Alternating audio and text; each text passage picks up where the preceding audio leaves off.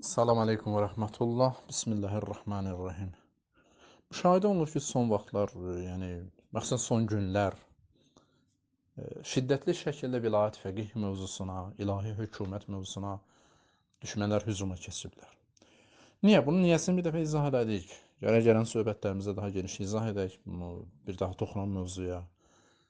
Çünki əgər istəyirsənsə dünyaya təsir qoyasan, gərək bir sivilizasiya sahibi olasan. Sivilizasiyanı dövlətsiz, hakimiyyətsiz, hökumətsiz etmək qeyri-mümkündür. Başlayacaq yeni illər qüdrət uğrunda əsl mübarizədir. Amerika gedir bu boşluğu doldurmaq üçün qüdrətlər arasında savaş olacaq. Bunu İsrail bir dənə xaxamı idi, mütəfəkkir idi. Bunu açıq dedi. Dedi Amerika gedir boşluğu gərək biz dolduraq. Bunu İngilis də deyir, Çin də deyir, Rusiya deyir və Şiə də deyir. Bu boşluğu mütləq Şiə doldurmalıdır. Yaxşı, indi nə etmək lazımdır? Sən, mən ki bunu edə bilmərik. Nə, bizim əl Azərbaycan bir dənə əzana gücümüz çatmır. Mən üzr istəyirəm. Fahişəxanaları da açırlar, amma məscidləri hələ açmırlar. Bu nə deməkdir? Deməli, bizim orada gözümüz yoxdur. Biz hələ xanımlara hicablı şəkil çəkdirə bilmirik. O insanlar ki, qışqırdı, mən gedib Şuşa məscidindən, Qarabağ məscidlərinə azan verəcəm, gətirirlər, indi biraz da millətçilər orada oluyacaq, məktəb tikirlər. Peşkər sənə, öz kəndinin məscidinə heç olmasa bir əzan ver. Yəni biz dünya bu cürdə cəngəl qanuna idarə olunur. Sənin məntiqin var, amma gücün yoxsa sənin məntiqini heç kim qulaq asmayacaq. Məntiqini yeritmək üçün gərək güc sahibi də olasan. Bunun üçün də görə dövlət olsun və Şiənin bu gün sütun fəqərəsi İrandır. Bu bir həqiqətdir. Bunu damma deyən İranı müdafiə edirsən, qardaş. Hələ o qədər bir dənə dövlət qur. Ən azı rahat sən orada öz əqidəni izhar edirsən, deyirsən, və sair və ilaxır.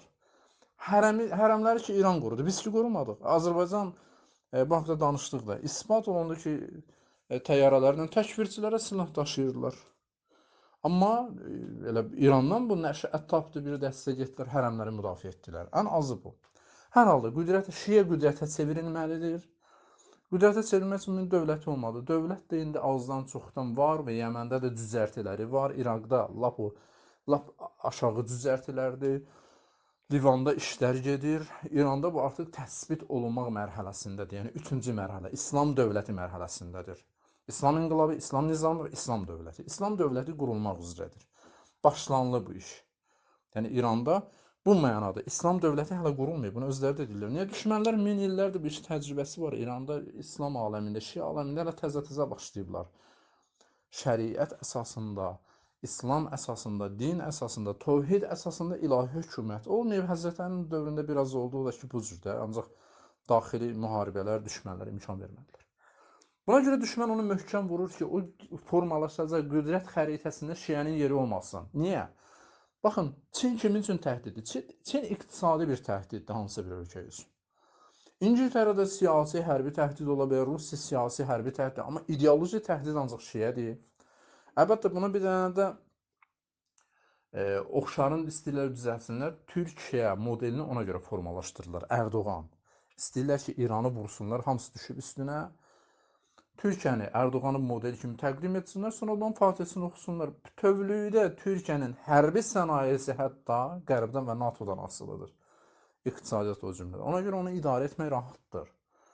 Onun vasitəsilə müsəlmanlara heç vaxt izzətə çata bilməyəcəklər. Bu qeyri-mümkündür. Qeyri-mümkündür. Gidin araşdırın.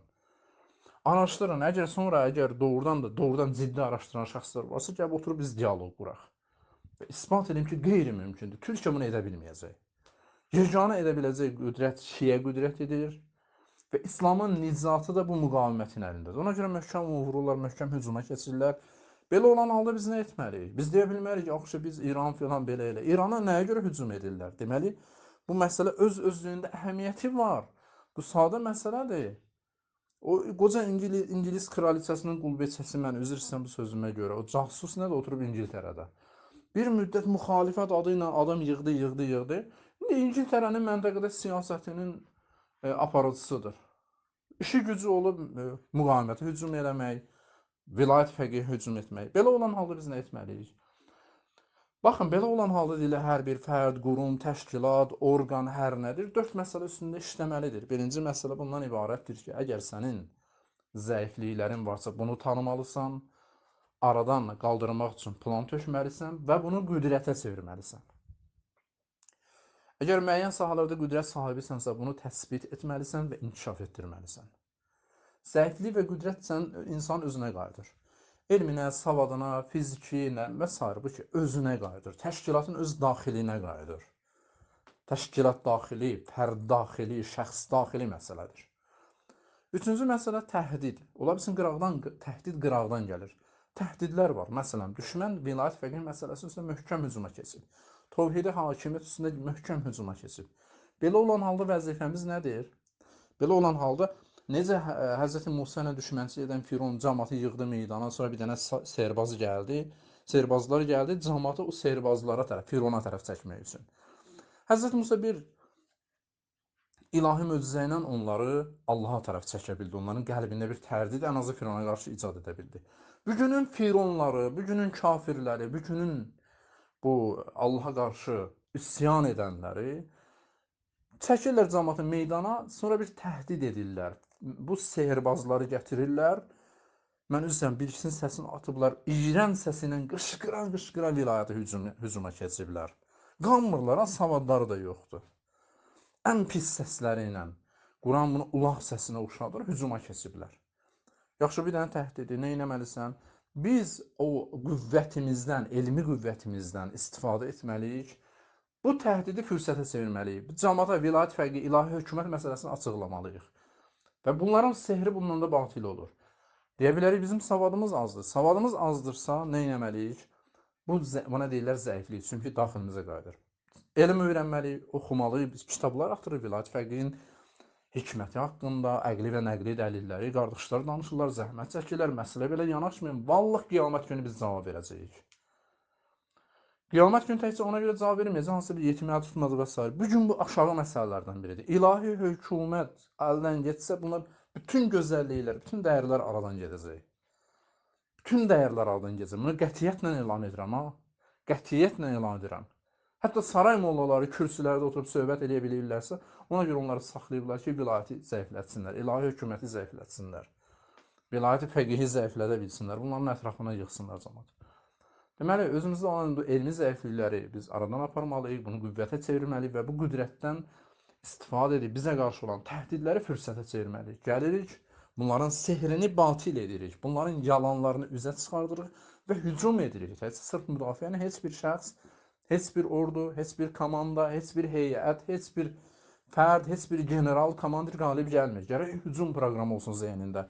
Ona da şübhələrdən hücum etsin. Qardaşlar, dostlar, əzizlər, bir himmət edin, bir qollarınızı çırmalayın. Vallah şiənin taleyi həll olunur. Vallah deyirəm, şiənin taleyi həll olunur. Bu yaranıza dünyada bu boşluqları, bu vakumları dolduracaqlar. Biz gecikirik, biz uduzuruq. Və bu uduzmağı bizə nə gələcək nəsil bağışlayacaq, nə keçmiş bu axıdılan qanlar, bunların ahı bizi tutacaq və tarixdən də silinəcək. Allahın heç kimlə qohumluğu yoxdur. İstəmirsən, alacaq bizdən, verəcək başqasına. Amma 1000 ildən sonra, 2000 ildən sonra yenə şeyə bir balaca məsələ müvəffəq olacaq, ola biləcək ya yox. Ona görə qollarımızı çırmalayaq, var gücümüzlə düşmən vilayət-i fəqiyə hücum edir, bu çox gözəldir. Bu təhdiddir. Təhdidi ağıllı insanlar fürsətə çevirirlər. Fürsətə çevirirlər, mütləq qalib gəlirlər. Hz. Musanın möcüzələri və kəramətləri kimi. Gəlin, Hz. Musa kimi meydana girək və bu batilləri biz aradan aparaq, bu puçluqları cəmaata açıb göstərək. Mən xahiş edirəm, təkrar xahiş edirəm. Və Allaha and içirəm ki, qiyamət günü bu məsələyə görə tək-tək biz sorğu-suala çəkiləcəyik və cavab verə bilməyəcək. Hətta dağlar qədər biz ehsan etmişik, pul xərcləmişik, yaxşılıq etmişik, nə bilim, kasıbın əlindən tutmuşuq. Bu məsələyə görə biz cavab verə bilməyəcək. Çünki ilahi hökumət məsələsi tövhidin beynidir, tövhidin başıdır. Bu əlimizdən getdi, qutardı getdi. Qalan məsələlərin əhəmiyyəti azalacaq və tədricən bu dəyərlər də cəmiyyətdən yox olacaq və onları saxlaya biləcək, stimul verə biləcək heç bir qüvvə qalmayacaq cəmiyyətdə. Mən bunu əminliklə elan edirəm.